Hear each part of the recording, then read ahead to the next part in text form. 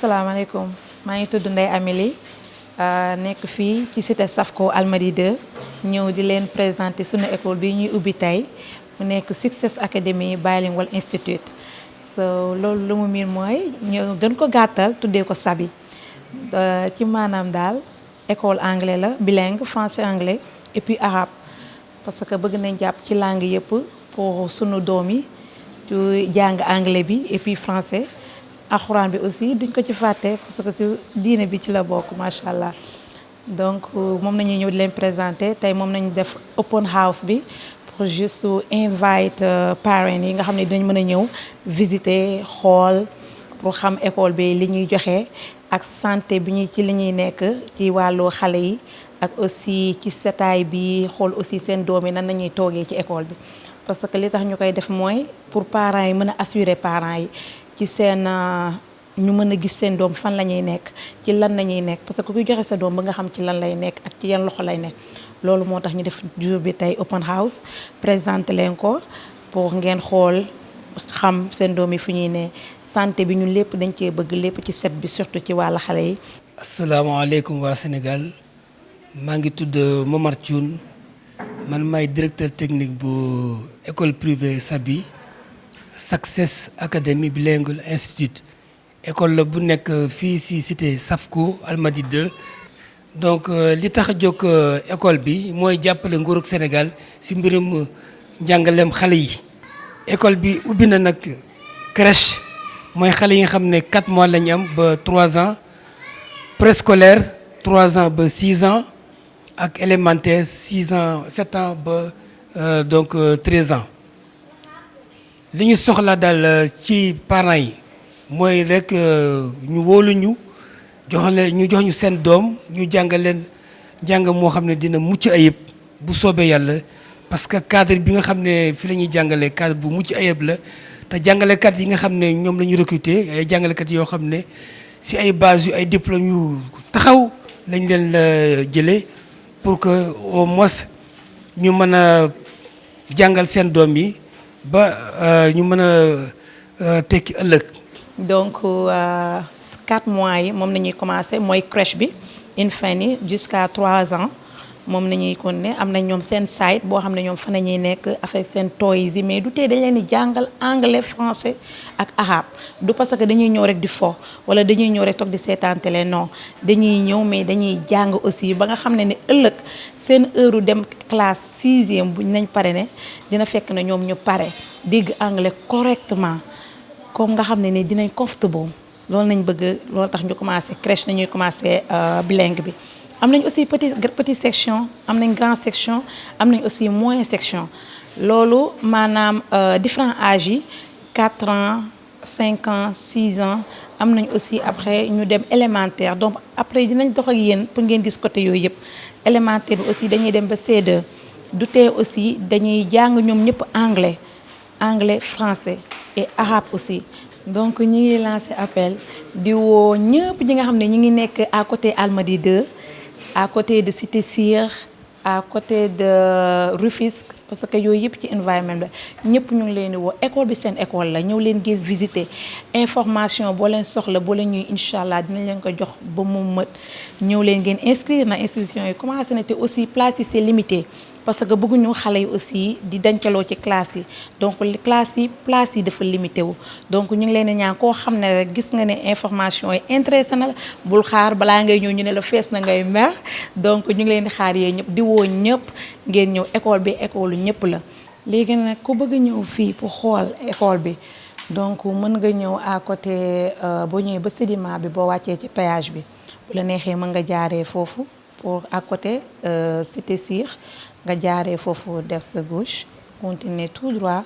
ba ci sa kanam ci Cité Sire tableau bi ngay gis nga nekk sa droite après nga continuer tout droit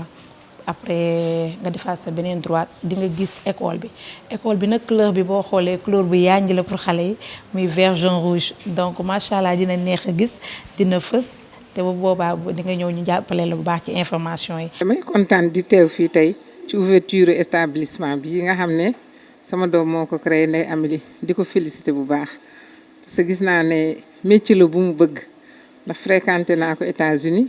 moom lay liggéey te lu mu jàng la am ci expérience di fa yor ay xale ay doomu américaine am na xale yoo xam ne à bas âge ay 3 mois 4 mois la leen di téye mais xale yi dañ koy miin ba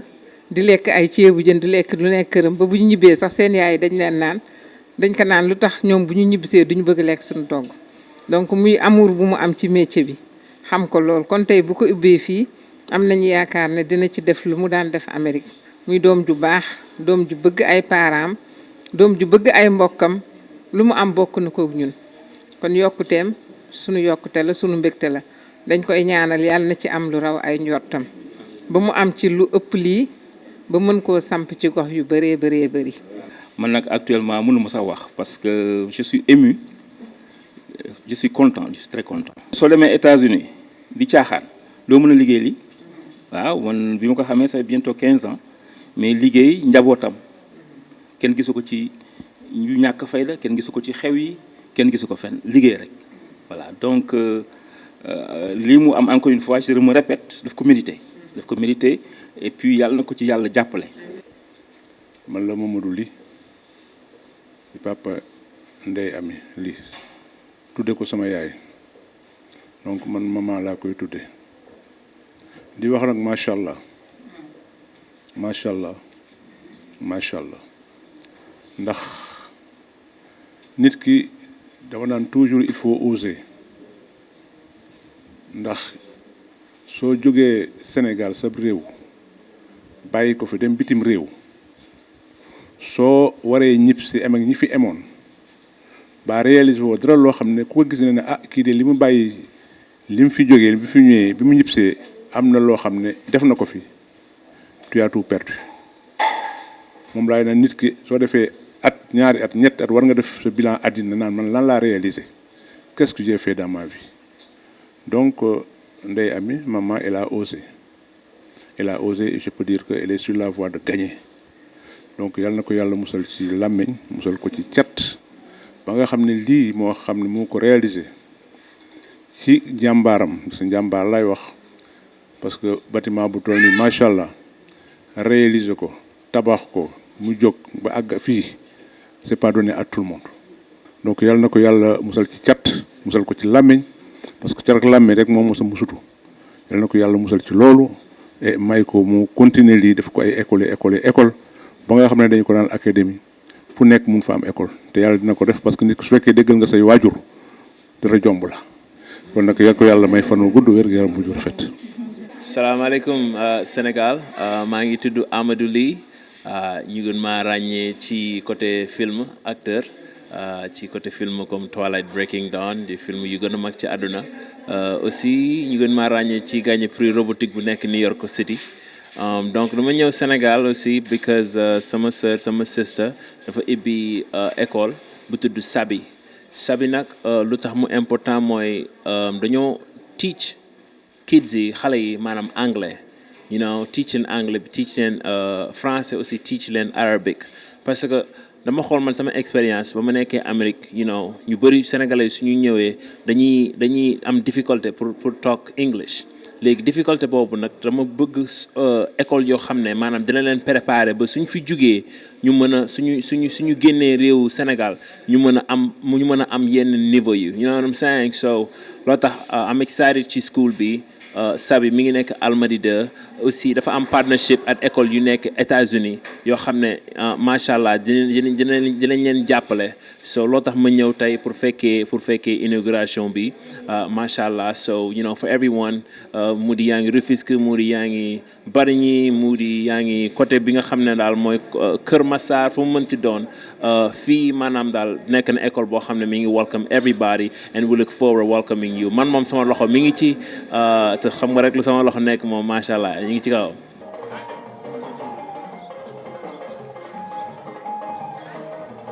Je suis le directeur technique de l'école privée Sabi Success Academy Bilingual Institute. Cette école est sise à la cité Safco Almadi 2 dans l'inspection d'éducation et de la formation de Sangalkam. Donc l'école est bilingue Elle compte ouvrir ses portes pour l'année académique 2021-2022. On a ouvert donc une crèche de 4 mois à 3 ans, ensuite un cycle préscolaire et un cycle élémentaire. Le nombre de places est limité, donc nous exhortons tous les parents à donc venir inscrire leurs enfants pour un enseignement de qualité. Les normes donc standards sont respectées au niveau de cet établissement parce que